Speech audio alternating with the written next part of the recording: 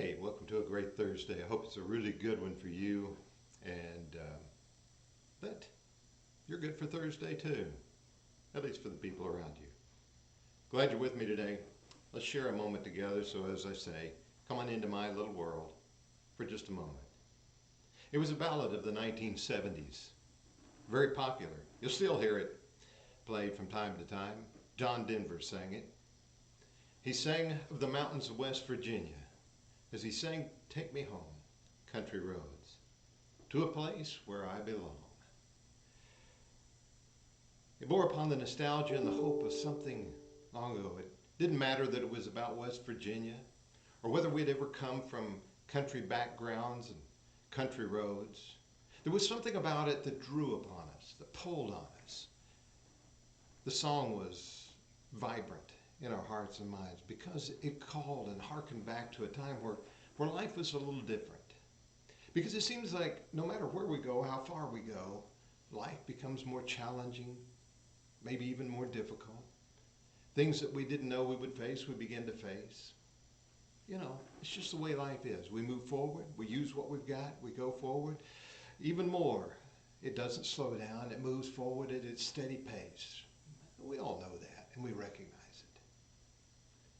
But when he said, "Take me home to a place where I belong," I was thinking about my father as I've been kind of nostalgic a bit today and thinking of days gone by, visiting his old hometown. In town for some business, I was there and he went along with me.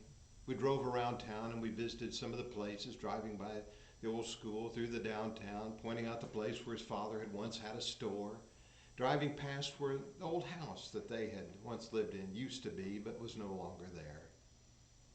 He talked about different things around the town and people that had lived there. It pulled on him. Familiarity, warmth, special things. Take me home, country roads. It was in his mind. And aren't we all a little bit that way? I loved being with him when he would tell stories of days gone by. But I've even done some of the same, though not having quite reached the age that he was when we shared some of those. Once took my children to the old elementary school, and we often walked by the old junior high school. I've talked about days gone by and things that happened then. Not nearly all the stories, but some. So I understand the tugging, and maybe you do too. We think about those times and those places. We think about home. And what a drawing feeling home brings us. But the question is, what is really home? It's not so much the town. When my father and I returned to his old hometown, it had changed a bit. It wasn't the same place it had been. It wasn't the thriving town it had been when he was growing up in West Texas. It was just a dirty town. The composition of it had changed. Businesses that were once there, long gone. You know how things move, and over time, and kind of weighs on us a bit, but that's the way it is.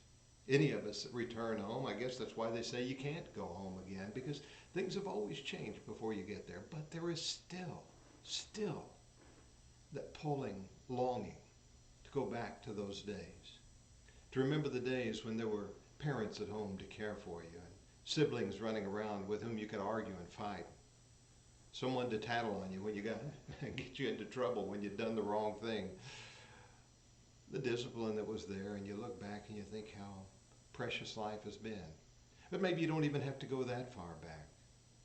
We go back to the days when we were younger, young adults, and children growing up at home, and watching our children and the joys that were there and the smiles and the beauty of them when they were young, and watching them grow and seeing them develop and all of that. Take me home, country roads, to a place that I belong. But where is it that we belong? Jesus tried to get across to his disciples, especially to Peter, when he talked to Peter about some of the things that were coming ahead. He tried to get across to his disciples. He said, "I go to prepare a place for you." He said, "Don't let your heart be troubled. You believe in God, believe also in me." He tried to tell them that his Father had many places for them, and he went to prepare a place for them, that where he was, there they could be also. One of the most beautiful passages that John records is there in the 14th chapter of John. What a marvelous thought it is to be with him, to be in his presence, to share that, to take us home. And maybe it's a home of heart, and maybe it's a home of mind, and a home of spirit. And we may not recognize it in the physical sense as we think about what home has been for each of us, but it is still home. I go to prepare a place for you, that where I am, there you may be also. For when it gets down to it, isn't that the way that home is best described? Where the people that you love, where the people that want you really are. I was thinking about the author that wrote of longing for home and calling home long distance from a great trip, and his father telling him basically, you can't come home yet. He used the illustration, we broke your plate. Yes, there is a need to move forward. Yes, we can long for home and what it means to us. And maybe we can visit there in our minds, our hearts, and maybe even physically go back and reminisce of places we've gone by. And people that have been, and some that still are, and some that aren't. It was in the Beatles song, I think John Lennon wrote it, there are places I remember. Yes, there are places to remember. People that are still here, people that are gone. But where is home? I think you're already getting the answer. Country roads take me home.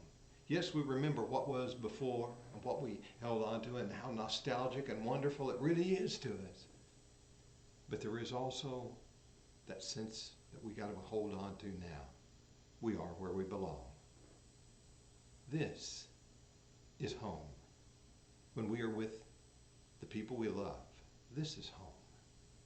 In the warmth and the presence of it, we gather in all the history of past and all the things that we've experienced. We draw it in and we say, yes, I'm still home. And the Lord said, I go to prepare a place for you, that where I am, there you may be also.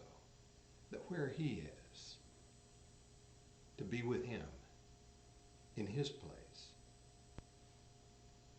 close to him. Isn't that the real description of home? It doesn't have to be country roads.